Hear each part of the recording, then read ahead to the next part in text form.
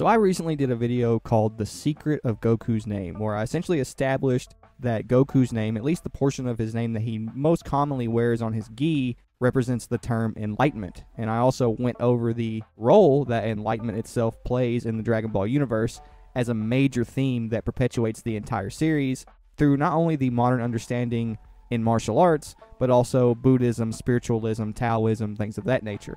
But what is the method behind the madness? How specifically does Goku enlighten and change the beings around him, specifically within the context of the foes that he faces in martial arts?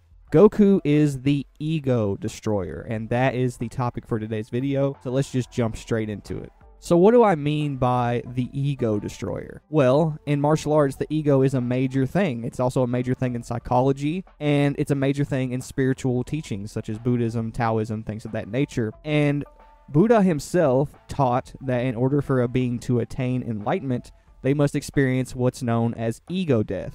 Now, what is ego death? Ego death is the death of the self-identity. So essentially, it is the death of the person that you perceive yourself as, and the death of your personal identity. That is what ego death actually is. This was considered a necessary first step on the road towards enlightenment. And this has major implications throughout the entire Dragon Ball series in terms of what Akira Toriyama specifically had in mind with Goku's character and how he would be implemented throughout the story. Now, before we talk about the many egos that Goku has absolutely destroyed throughout his career as a martial artist, the most important example of ego death that we need to discuss is that of Goku himself. Goku losing his memories in the original Dragon Ball is the literal definition of an ego death. He lost his original identity as Kakarot and was raised as Goku. He was raised as an entirely new person with an entirely new nature, completely centered around being raised by his grandfather and being taught and groomed to be a martial artist. So Goku was the first person to ever experience ego death throughout the series, and that is what set him on the path to become an enlightened being. Had he not experienced this ego death, he would not have become the type of person that he had become. His grandfather, who was a Buddhist himself, which we see throughout Dragon Ball with Goku practicing different Buddhist poses and prayers and things of that nature, due to the fact that his grandfather taught him these practices, his grandfather ingrained him with a Buddha nature. That's essentially the purpose of Grandpa Gohan's character, is that he gave Goku the same nature at the very beginning of Dragon Ball that Sun Wukong himself attained at the end of Journey to the West. And that brings me to the next most important example of an ego death, and that is the ego death of Sun Wukong himself. Goku falling from a mountain and losing his memories and experiencing an ego death is a direct reference to whenever Sun Wukong fell from heaven down to earth and was sealed beneath Five Phases Mountain, experiencing an ego death by going through a simulated reincarnation in hell, being sealed away from reality, living underneath a mountain, completely trapped with nothing to do, nowhere to go, no way to enjoy himself, no way to experience life. Buddha triggered an ego death in Sun Wukong himself, and that is what Akira Toriyama is playing on when he has Goku lose his identity by falling from a mountain and experiencing an ego death. Now, the concept of Budo that Roshi taught Goku is essentially the idea of constantly taming the ego in martial arts. It's constantly trying to separate yourself from your identity within the context of martial arts, which means not killing with personal intentions, and also not trying to become the strongest with the personal intent of feeding your ego or becoming a stronger person for the sake of being superior to other people. That is what the practice of Budo encourages within martial arts, and that is the concept that Master Roshi taught Goku, and is the concept that we see him practice throughout the Dragon Ball series. In fact, whenever Master Roshi and Goku fought in the World Tournament, the entire purpose of his first fight with Jackie Chun was to prevent Goku from falling victim to his ego by teaching him the lesson that there is always someone stronger and that there is always room to grow, so that he never feels that he is the superior life form or superior being on planet Earth. Probably the best example of this, and anytime you see Goku acting this way, this is who he's emulating, his grandfather and Master Roshi, who was the master of his grandfather. Whenever Master Roshi becomes Jackie Chun for the second time and faces Tien, the way he behaves against Tien is basically the concept and the principles of Budo itself. He's essentially trying to break Tien's ego, which causes him to awaken or be enlightened to a new sense of reality. Master Roshi is actually probably more responsible for this effect taking a hold on Tien than Goku is. Goku did have a big part of it because Goku was actually the necessary ingredient, actually breaking his ego in combat, but in terms of causing Tien to question himself and question his identity so that he can let go of his ego and be awakened to a new perception of reality or become enlightened, that was all Roshi. Roshi was the person who pushed Tien towards a new path. And another good example of an ego death in the original Dragon Ball is whenever Goku defeated the original King Piccolo, and then King Piccolo, of course, had his son, Piccolo Jr., who became dedicated to surpassing Goku as a martial artist due to the fact that Goku had broken his ego. Now, first, Goku broke his ego by defeating him in martial arts. And then he encouraged his new habits, his new ways as a martial artist, essentially training in order to surpass Goku rather than committing evil acts, by giving Piccolo a senzu bean and encouraging him to train to surpass him. Goku essentially is actually, whether he's consciously aware or not, creating a new mindset for his opponents to fall into, a new cycle for their minds to program into their psyche, so that way they can program new, more healthy habits and ways of thinking into their mind. That is what Goku is encouraging whenever he gives Piccolo a senzu. He's essentially saying, go do what you need to in order to surpass me, because he knows that what he needs to do in order to surpass him is practice martial arts. And Goku, as a child, naturally had a massive ego as a Saiyan, and when Grandpa Gohan encouraged him to practice martial arts, he was geniusly basically taking Goku's nature and pointing it in a direction to where he could be productive rather than being a detriment to society. By specifically making Goku a martial artist due to his nature, he actually sets Goku on a path, taming the ego and becoming a better person. Martial arts specifically is why Goku is such a good person in comparison to most of the enemies that he faces, because Grandpa Gohan ingrained him with the nature necessary in order to successfully practice martial arts, and that is what the series itself rewards and encourages as an allegory for martial arts, is successful martial arts practices. Another side effect of breaking your opponent's ego is essentially revealing their true nature, and that's something we see play out with Nappa and Vegeta. As Goku gets the upper hand on Nappa and Vegeta, their true nature starts to come out. And so Nappa begs for help from Vegeta because that's who he actually is inside. And Vegeta starts acting the way he does, insecure, sort of distraught, because Goku, breaking his ego, is bringing out his inner nature. It's causing him to reflect and embrace who he actually is inside. And the coolest thing about Goku and Vegeta specifically is that both characters actually experience an ego death in their own way. Goku actually experiences ego death in the sense that his reality, his perception of reality, is shattered by coming into contact with someone like Vegeta, who could defeat him in combat without him having a chance at all. And Vegeta's perception of reality was shattered when he was defeated by a low-class warrior, and that completely shattered his perception of who he was and his reality. So much so that Dragon Ball Super even plays on this later through Goku losing faith in himself in battle due to this interaction with Vegeta, because this interaction with Vegeta is what would create all the problems that Goku has in battle when it comes to finishing the job later on in the story. This habit that Goku has of doubting himself at the last moment all stems from this fight with Vegeta. For the first time, Goku said that he actually felt like there was nothing he could do, like he was powerless. He was actually scared for the first time. And this is a new perception of reality that Goku did not have prior to his interaction with Vegeta. And Vegeta's pride being destroyed is another development that Goku caused in Vegeta as a result of even keeping up with him in battle. As a matter of fact, Vegeta actually considered Goku versus Vegeta a win on Goku's part, because in Vegeta's view, unless he killed Goku, he didn't win. He actually calls it a loss multiple times throughout the series, but Goku, due to the fact that he's a martial artist, he considers it a loss because he lost as a martial artist. Goku in his mind lost as a martial artist. Vegeta in his mind lost as a warrior. And that caused an ego death in both of them. It caused both of them to awaken to a new perception of reality and change their ways a little bit. And this is the perpetual effect that Goku and Vegeta have on each other. They essentially awaken each other to new ideas, a new perception of reality constantly. They essentially balance each other out as each person finds the benefit or the merit of each person's methods and ways of doing things in order to improve themselves as not only martial artists, but as people. And this is Toriyama's genius way of playing on the interaction between the Six-Eared Macaque and Sun Wukong. The entire purpose of the Six-Eared Macaque and Sun Wukong, the entire purpose of the fight, was so that Sun Wukong could find balance by combining his evil deeds, who he had been in the past, with who he was slowly becoming in the future, so that way he could become the victorious fighting Buddha through finding balance between who he used to be and who he had become.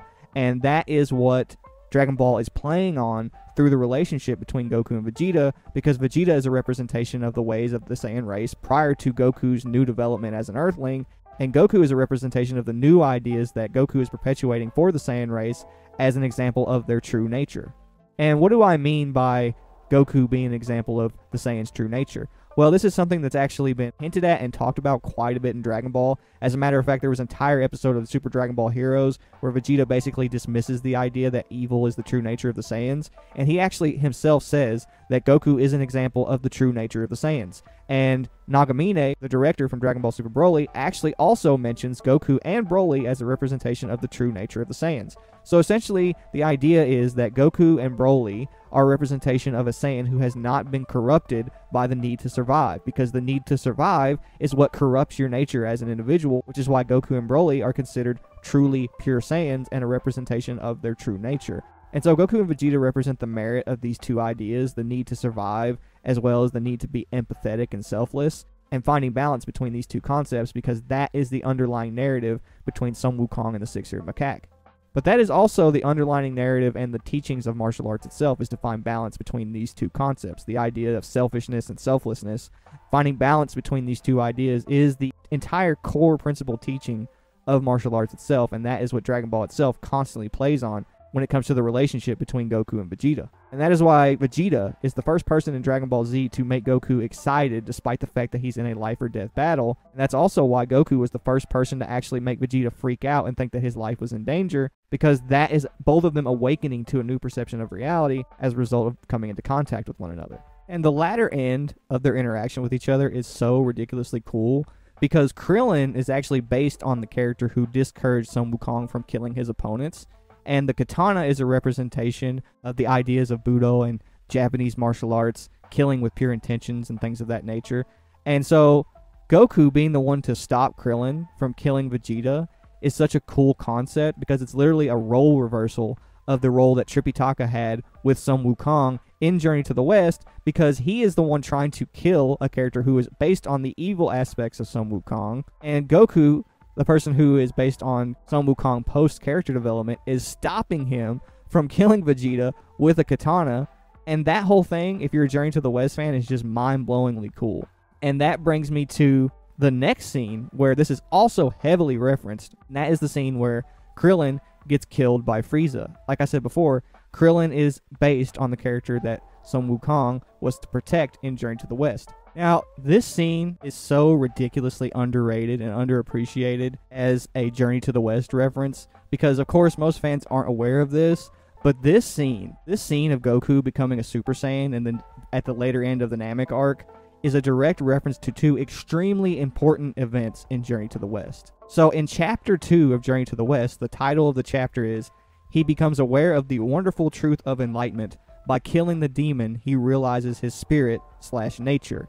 And so this is the scene that Akira Toriyama is referencing here from Journey to the West whenever Krillin gets killed. Because what is happening here, the effect that Sun Wukong would feel whenever his loved ones or his master Tripitaka was in danger and he'd lose himself to his rage, that is his personal enlightenment. And that is what Akira Toriyama is playing on here when Goku watches Krillin be destroyed and suffers a different version of an ego death through the Super Saiyan transformation. Master Roshi himself even comments a lot in the anime that Goku is actually struggling to maintain his identity. He is actually struggling to maintain who he is through the Super Saiyan transformation. And this is a direct play on Sun Wukong losing himself to his inner nature whenever he lost himself to his anger. Now, in this chapter from Journey to the West, a demon has taken over Sun Wukong's homeland and has enslaved his people, much like Frieza. And so, whenever he goes to defeat this demon and save his people,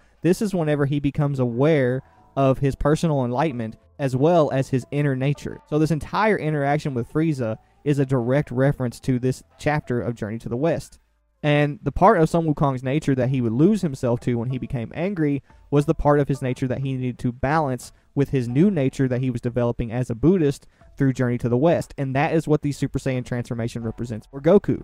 It represents him balancing his Saiyan nature with his nature as an Earthling and as a martial artist. And it is a direct play on the ego death that Sun Wukong would experience whenever he would lose himself to his rage, and he would essentially become an entirely different person. That is what Akira Toriyama is playing on with the Super Saiyan transformation. Through balancing his nature as a Saiyan and his nature as a martial artist, he actually successfully breaks Frieza's ego. That is the entire purpose of Goku's interaction with Frieza, And that brings me to the second scene that Akira Toriyama is also referencing within this interaction between Goku and Frieza on Namek, and that is the scene I was speaking of earlier where Buddha breaks the ego of Sun Wukong. This is essentially Goku becoming Sun Wukong, the victorious fighting Buddha, through balancing the two aspects of his nature and using his new powers as the victorious fighting Buddha to break Frieza's ego. That's essentially what this scene is through the framework or through the interpretation of the Journey to the West references that Akira Toriyama has sprinkled throughout the Dragon Ball series. He is taking the effect that Buddhism and Taoism and Journey to the West had on martial arts, and he's using that to his benefit to tell a story centered around the principles of martial arts, which are a reflection of the principles taught in Journey to the West. And that is why this whole interaction is so genius, because Sun Wukong is an ancient Chinese character who had a huge impact on martial arts, and Akira Toriyama is playing on the impact that Sun Wukong himself had on martial arts and martial arts-based media,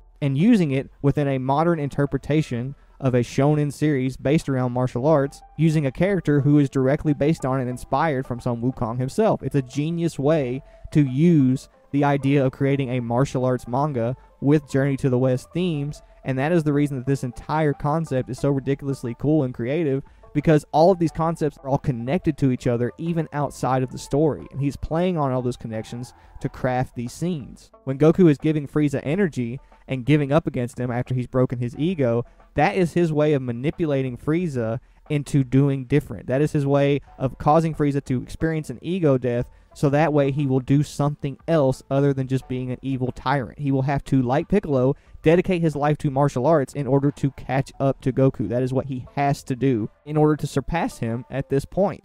And that is not only taking advantage of the ego death that Goku causes in people, but it also takes advantage of the fact that most of these people are ego-driven. They do things for their ego. And so he's tricking people psychologically who are ego-driven in nature to use their ego for self-improvement and doing things to improve themselves rather than being destructive. And that is essentially a reflection of the effect that Grandpa Gohan had on Goku and the effect that Buddha had on Sun Wukong. And that's the reason this entire concept is so ridiculously cool.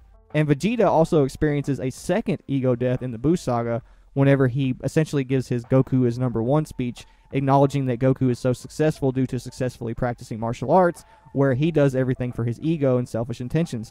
Vegeta is actually consciously aware of the fact that that is why Goku is so successful. And another really cool way that Akira Toriyama is communicating this to us, which again just speaks to the genius of his storytelling skills, is that Kid Buu is a representation of this destructive part of our nature that we are supposed to tame as a martial artist and as a Buddhist. And Goku is literally in real time successfully fighting and taming and living against a representation of this idea as Vegeta is speaking these words. And then Vegeta right afterwards gets completely manhandled by a manifestation of this idea within the story as well, which is essentially there to communicate to you that Goku successfully tames that part of his nature with martial arts, where Vegeta fails time and time again due to the fact that he doesn't do things with pure intentions. Now, one thing I really like about Beerus is Beerus was the first person Goku came into contact with that he didn't just destroy or shatter the ego of in any real meaningful way. If anything, he just caused Beerus to have an interest in him due to the fact that he was such a successful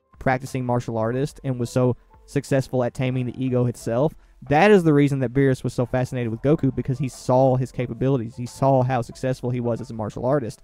But Beerus is a character who represents his own form of enlightenment through what is now known as Ultra Ego, which is very similar to Sun Wukong's personal enlightenment prior to becoming the victorious fighting Buddha. This idea of destruction is a direct reference to the role that Sun Wukong played in Journey to the West prior to finding balance with his nature as a Buddhist. He was simply a force of pure destruction, and that is the type of enlightenment that Beerus and Vegeta both reference. Essentially, Sun Wukong's personal enlightenment without the teachings of Buddhism, when he was just a destructive force of nature who was using Taoism to manipulate reality into his favor and become a Buddha at will, and using that as a tool to nearly destroy heaven and the entire universe. That was Sun Wukong's enlightenment prior to becoming the victorious fighting Buddha, and balancing that form of enlightenment with his nature as a Buddha, becoming the victorious fighting Buddha.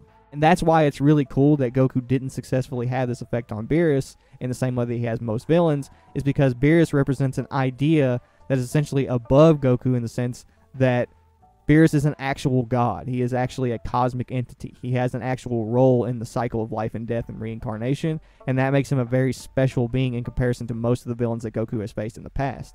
But that doesn't mean that Goku doesn't still represent a form of enlightenment for Beerus. In fact, he is a character that I particularly think they are building up to Goku having a very profound impact on, much like I think Vegeta is being built up to have a profound effect on Frieza. I think the entire purpose of the story moving forward is for Goku to have a profound effect on Beerus as a martial artist, and Vegeta finally destroying Frieza, being who has refused to change through multiple incarnations, showing the merit of each person's ways and their ideas. But Beerus was really successful at introducing Goku to a new perception of reality, a whole new level of challenges and things that he has ahead of him. And arguably, Beerus and Whis are the entire reason that Goku attains Ultra Instinct, which is treated as literal enlightenment within the Dragon Ball series. Now, another really cool example of these ego deaths is whenever Goku gave up against Hit in the Universe 6 vs. Universe 7 tournament, which is a direct reference to whenever Roshi gave up against Tien. And I think it's really funny that they're also both assassins. But that is another example of Goku basically taking advantage of Hit's psychology in order to cause him to have an ego death and then awaken to a new perception of reality and becoming a new person. Goku giving up against Hit is what changed him, and is the reason that he had such a profound effect on Hit, because that completely changed Hit's perception on what people as a whole are.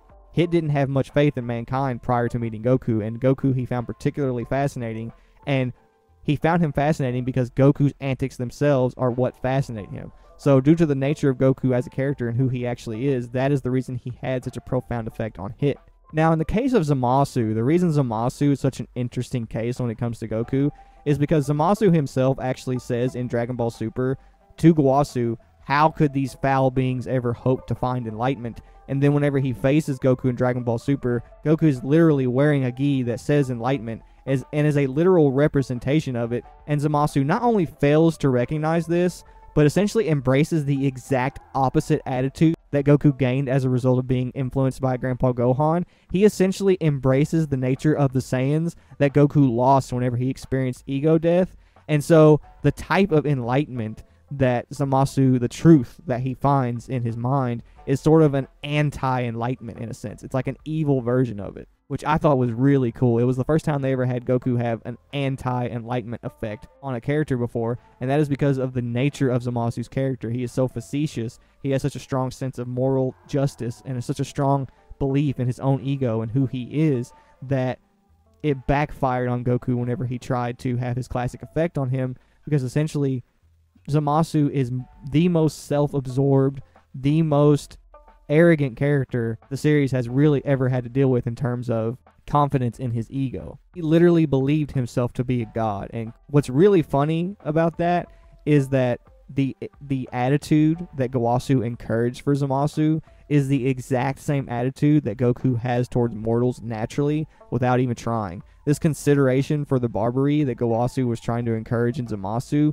Goku just has naturally. He never had to be taught. That is just a part of his nature. And that is the defining factor and the important difference between Zamasu and Goku is that by nature they are two completely different people, but by nature they should be the exact opposite of what they are. Zamasu should be more like Goku by nature, and Goku should be more like Zamasu by nature, and yet the roles are reversed. It's almost like two souls that aren't in the correct bodies. They aren't in the correct biological vessels, and yet they have the exact opposite appropriate natures of each other. And that was a really cool way to handle Zamasu and Goku's relationship. And I also think this whole idea of Zamasu not being able to just read the kanji on Goku's shirt and realize that that whole thing is a test from Gowasu to realize the type of person that Goku is hilarious. Now I'm going to reference the Dragon Ball Super anime here instead of the manga because it's a much better example of this concept. But Goku versus Jiren and the entire Tournament of Power, the entire purpose of that entire interaction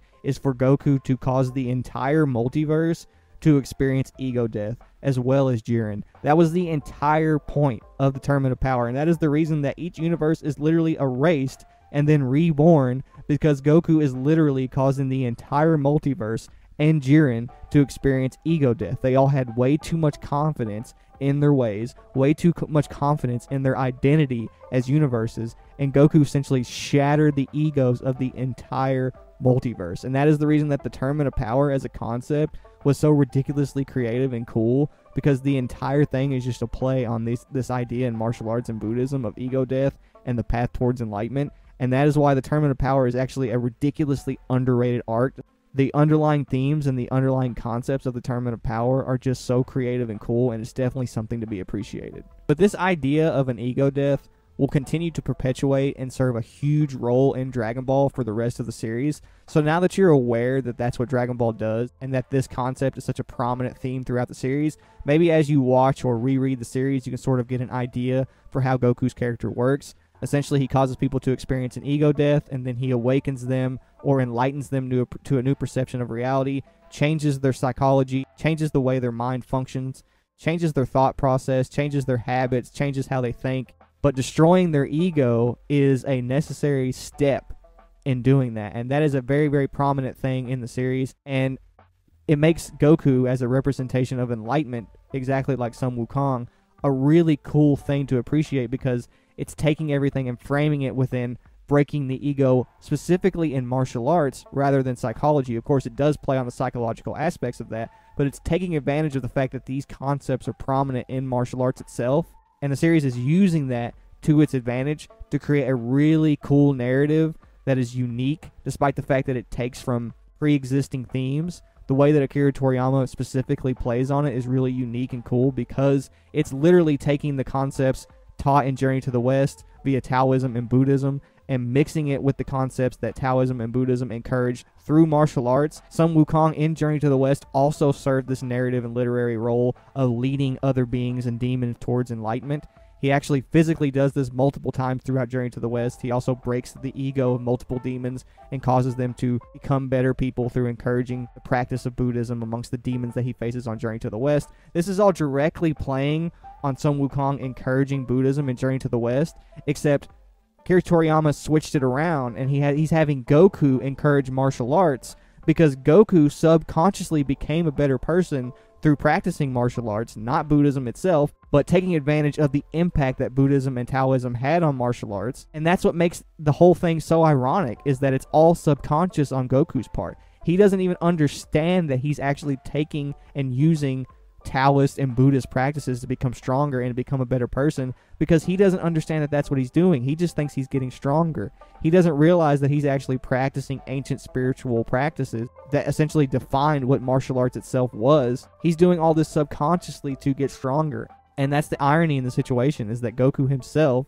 doesn't even realize that he is practicing Buddhist and Taoist concepts. And due to the fact that he's not consciously aware of it, through encouraging these villains and everyone to practice martial arts, they are also not consciously aware that they are practicing indirectly concepts from Buddhism and Taoism via martial arts. Akira Toriyama has successfully framed the teachings of Buddhism into martial arts rather than Buddhism itself, and that is the effect that Goku has on the villains and everyone around him, is that he encourages them to practice martial arts, which causes them to unknowingly practice Buddhist and Taoist practices, which causes them to unknowingly become better people. Anyway, I hope you guys have enjoyed this video. Don't forget to like, comment, and subscribe, and I will see you guys in the next one.